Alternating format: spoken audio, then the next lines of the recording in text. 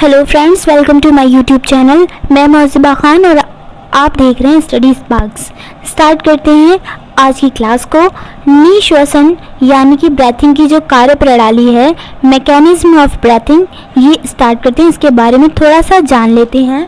इससे पहले की क्लासेस अगर आपने नहीं देखी हैं तो प्लीज़ आप उनको जाकर देख लीजिए, क्योंकि यहाँ पर आपको वही चीज़ें समझ में आएंगी जो आपने पहले से समझ रखी हैं। ठीक है, तो इनहेलेशन आप जानते हैं किसको बोलते हैं? तो इनहेलेशन बोलते हैं आपका सांस लेना, यानी कि सांस को ग्रहण करना। ठीक है, अंतःश्वसन, निश्वसन हिंदी में बोलते हैं। एक्सहेलेशन यानी कि एक्सहेलेशन बोलते हैं आपके बाह्य निश्वसन, सांस को बाहर छोड़ना। सांस को अंदर लेना इनहेलेशन, अंतःनिश्वसन। सांस को बाहर छोड़ना बाह्य निश्वसन या एक्सहेलेशन। ठीक है, पहला पॉइंट है आपका मध्य पटल यानी कि डायाफ्राम। ठीक है, और यहाँ पर ये क्या होता है, मध्य पटल जो होता है वो आपका संकुचित हो जाता है या फिर सपाट हो जाता है। ठीक है, और दूसरा है यहाँ पर अंतरापर्शुक मांसपेशी, जो कि आपकी कहलाती है इंटरकोस्टल मसल्स, जो ये भी आपकी संकुचित हो जाती है। मैं आपको डायग्राम के द्वारा इसको अच्छे से समझा दूंगी कि ये सब कुछ है क्या। ठीक है, जब हम सांस लेते हैं, अब सबसे पहले तो मध्य पटल को समझ लेते हैं कि ये जो मध्य पटल है ये क्या है। जब हम सांस लेते हैं ना, तो ये जो मध्य पटल है ये आपका संकुचित हो जाता है या सपाट हो जाता है। संकुचित यानी कि थोड़ा सा अपने में सिमट जाना। एंड मध्य पटल जब हम सांस बाहर निकालते हैं तो मध्य पटल गुंबद जैसा शेप ले लेता है। इस तरीके से गुंबद जैसा शेप ले लेता है, मतलब अपनी रिलैक्स अवस्था में आ जाता है, जिसको आपकी शिथिल अवस्था भी बोल सकते हैं। डायग्राम के द्वारा आपको ये चीज़ अच्छे से समझ में आ जाएगी।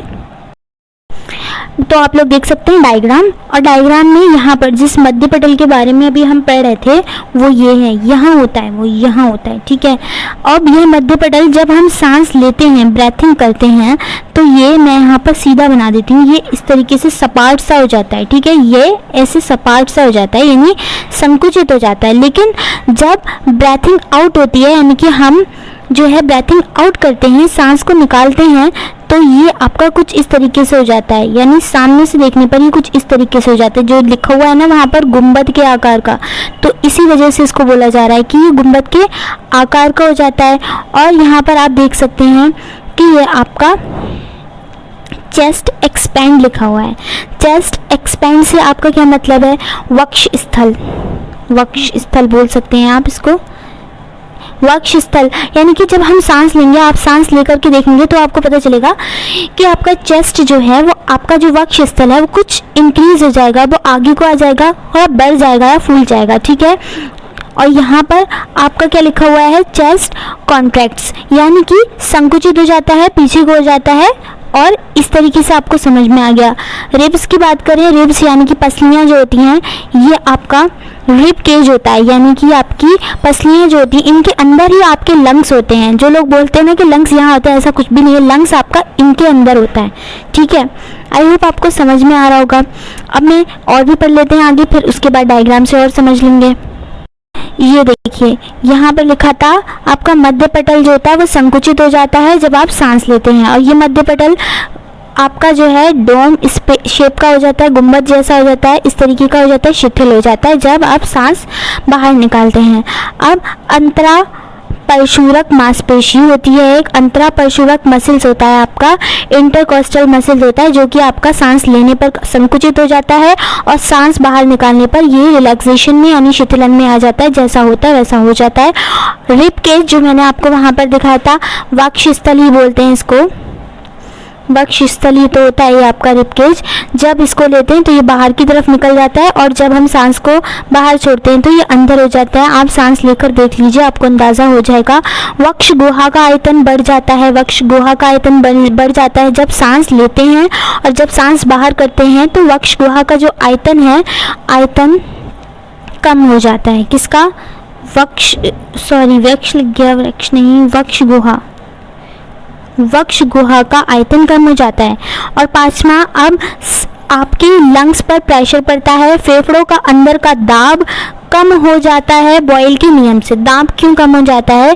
कि आपका प्रेशर फेफड़ों का प्रेशर, क्योंकि आपकी वक्ष गुहा का जो आयतन है वो आपका इंक्रीज हो रहा है, ठीक है, सांस लेने पर, ठीक है। बॉयल का नियम क्या होता है कि V प्रोपोर्शनल है आपके 1/p के या P प्रोपोर्शनल है आपके 1/v के, यानी कि ये दोनों एक दूसरे के व्युत्क्रमानुपाती होते हैं। एक बढ़ेगा तो दूसरा घटेगा, आयतन बढ़ेगा तो प्रेशर घटेगा, प्रेशर बढ़ेगा तो आयतन घटेगा।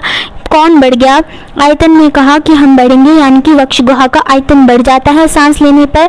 तो बॉयल के नियम से प्रेशर यानी कि दाब जो है वो घट जाता है, इसलिए यहाँ पर लिखा गया है कि फेफड़ों के अंदर का दाब कम हो जाएगा बॉयल के नियम से। और यहाँ पर क्या होगा, जब आप सांस बाहर करेंगे तो फेफड़ों के अंदर का जो दाब है वो आपका बढ़ जाएगा, यानी कि इंक्रीज हो जाएगा। आई होप आपको अच्छे से समझ में आ रहा होगा। और इसमें वायु की अगर बात की जाए तो सांस ले रहे हैं तो सांस लेने पर वायु आपकी अंदर जाएगी और यहाँ से आपकी बाहर निकलेगी वायु। अब एक बात है जो आपके मन में आ सकती है, वो ये कि हम जब सांस लेते हैं तो क्या हम ऑक्सीजन अंदर लेते हैं? ये बिल्कुल ही गलत होगा कहना, क्योंकि हम केवल ऑक्सीजन अंदर नहीं लेते हैं, हम लेते हैं आपकी एयर अंदर। हम एयर अंदर लेते हैं और एयर के अंदर तो काफ़ी सारी गैसेस होती हैं, कार्बन डाइऑक्साइड भी होती है, जिसमें से हम कितनी मात्रा उन गैसों की अपने अंदर ले देते हैं, उनको बाहर निकाल देते हैं। उसके बारे में बाद में डिस्कशन करेंगे। अभी यहाँ पर कुछ और पॉइंट्स भी हैं। यहाँ पर एक और डायग्राम के द्वारा आप समझ लेते हैं कुछ और पॉइंट्स हैं। ये कि आपका ये था आपका डायफ्राम, सीधा डायग्राम ये है, जो कि आप जब सांस लेते हैं तो ये आपका संकुचित हो जाता है, और जब आप इस सांस छोड़ते हैं, एयर छोड़ते हैं, तो आपका डायफ्राम जो है वो आपका डोम शेप में आ जाता है, गुंबद के आकार का हो जाता है, रिलैक्सेशन में आ जाता है। इसको आप शीतलन की अवस्था भी बोलते हैं। और ये जो आपकी पसलियों के अंदर होता है ये आपके लंग्स होते हैं, एंड यही आपका कहलाता है वक्षस्थल, ठीक है। जब आप सांस लेते हैं तो आपका वक्षस्थल जो है वो फूल जाता है, बाहर आ जाता है, और जब आप सांस जो है बाहर छोड़ते हैं तो आपका जो वक्षस्थल है वो आपका संकुचित हो जाता है, रिलैक्सेशन में आ जाता है, शीतलन में आ जाता है। नासा द्वार जो होता है इसके द्वारा आप सांस लेते हैं। फिर ये आपकी मुख गुहा आती है, ग्रसनी कंठ के बारे में मैंने आपको बताया था, जिसको मेल्स में देखा जाता है, ठीक है। ये आपकी श्वास नली होती है, उपस्थित वलय होता है, यहाँ पे बहुत सारी चीज़ें हैं, पसलियाँ हैं, ये डायफ्राम है, आपकी श्वसनिका है, ये श्वसनी है, और भी काफ़ी सारी चीज़ों के बारे में हमने डिस्कशन किया था जो भी आपके लिए नेसेसरी हैं।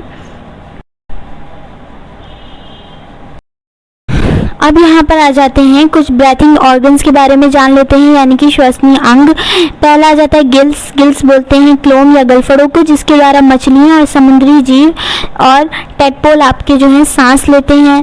दूसरा आ जाता है स्किन, यानी कि त्वचा के द्वारा केंचुआ आपका सांस लेता है, जोंक सांस लेता है। उभयचर जो होते हैं, जो वाटर में होते हैं, जब उभयचर आपके वाटर में यानी जल में होते हैं तो वो आपकी अपनी स्किन के द्वारा जो है सांस लेते हैं।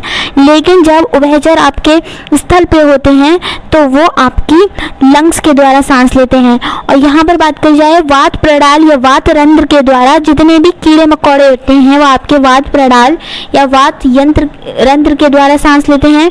लंग्स यानी फेफड़ों के द्वारा सबसे पहले तो मनुष्य आ जाता है। उभयचर या ऑन लैंड यानी कि स्थल पर जो भी उभयचर होते हैं वो फेफड़ों के द्वारा सांस लेते हैं। जो उभयचर अगर पानी में होगा तो वो आपका स्किन यानी त्वचा के द्वारा सांस लेगा। सरीसृप आ जाते हैं, जिसमें सांप भी आ जाता है।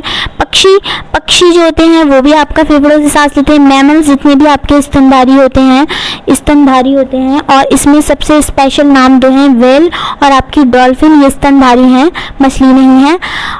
अब आई होप आपको अच्छे से चीज़ें समझ में आ गई होंगी। मिलते हैं नेक्स्ट वीडियो में, तब तक के लिए अगर आपने मेरे चैनल को सब्सक्राइब नहीं किया है प्लीज़ कर लें, और साथ में बेल आइकन को भी प्रेस कर दें ताकि आने वाला कोई भी नया नोटिफिकेशन आप लोगों तक पहुंच सके। शेयर कर दें, कमेंट ज़रूर बनता है, आकर ज़रूर बताइएगा कैसी लगी आपको मेरी वीडियो। तब तक के लिए गुड बाय।